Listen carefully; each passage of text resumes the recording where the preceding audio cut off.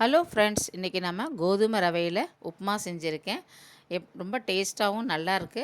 எப்படி செஞ்சுருக்கேன்னு பார்க்கலாமா? நான் வெங்காயம், தக்காளி, பச்சை மிளகாய், இஞ்சி, பூண்டு, உருளைக்கிழங்கு கட் பண்ணி வச்சுருக்கேன். ஒரு டம்ளர் கோதுமை ரவை எடுத்து வச்சுருக்கேன். இது ரொம்ப டேஸ்ட்டாக இருக்குது. இந்த மாதிரி செஞ்சு சாப்பிட்டிங்கன்னா அவ்வளோ ஒரு டேஸ்ட்டாக இருக்குது. எப்படி கொஞ்சோண்டு நல்லா தேங்காய் எண்ணெய் விட்டுருக்கேன். எண்ணெய் காஞ்ச உடனே நம்ம கடுகு, உளுத்தம்பருப்பு தாளிச்சிக்கலாம்.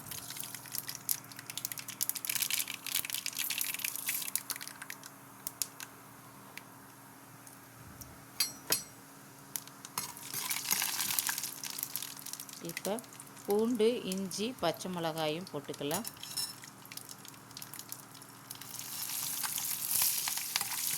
பச்சை மிளகாய் நல்லா எண்ணெயில் பொரிஞ்சு எடுத்து இப்போ பூண்டும் இஞ்சியும் போட்டுக்கலாம். போட்டு வதங்கின உடனே நம்ம கட் பண்ணி வச்சுருக்கிற வெங்காயத்தை போட்டுக்கலாம். தேவைக்கேற்ப சால்ட்டு போட்டு நல்லா வதங்கட்டும். நல்லா வதங்கின பிறகு நம்ம உருளைக்கிழங்கும் தக்காளி பழத்தையும் போட்டுக்கலாம். வெங்காயம் நல்லா வதங்கிடுச்சு. இப்போ நாம் கட் பண்ணி வச்சுருக்கிற உருளைக்கிழங்கையும் தக்காளி பழத்தையும் போட்டு நல்லா கலந்துட்டு தட்டை போட்டு மூடி வச்சிடலாம். சிம்மில் வச்சிடலாம். நல்லா வதங்கிடுச்சு. தக்காளி உருளைக்கிழங்குலாம் நல்லா வதங்கிடுச்சு. இப்போ தண்ணி ஆட் பண்ணிக்கலாம். நல்லா தண்ணி கொதிக்கட்டும்.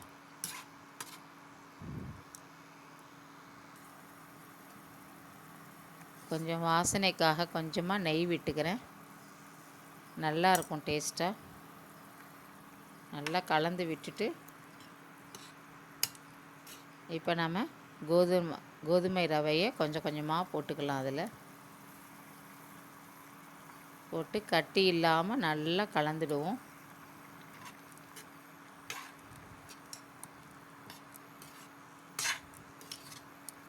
நல்லா கலந்தாச்சு. அடுப்பை சிம்மில் வச்சுட்டு தட்டை போட்டு மூடி வச்சிடலாம். ஒரு 2 நிமிஷம்.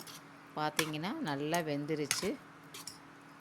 சூப்பர் டேஸ்ட்டான கோதுமை ரவை உப்புமா ரெடி. லெமன் புழிஞ்சு சாப்பிட்டிங்கன்னா சூப்பர் டேஸ்ட்டாக இருக்கும். நீங்களும் ட்ரை பண்ணி பாருங்கள். Thank you friends.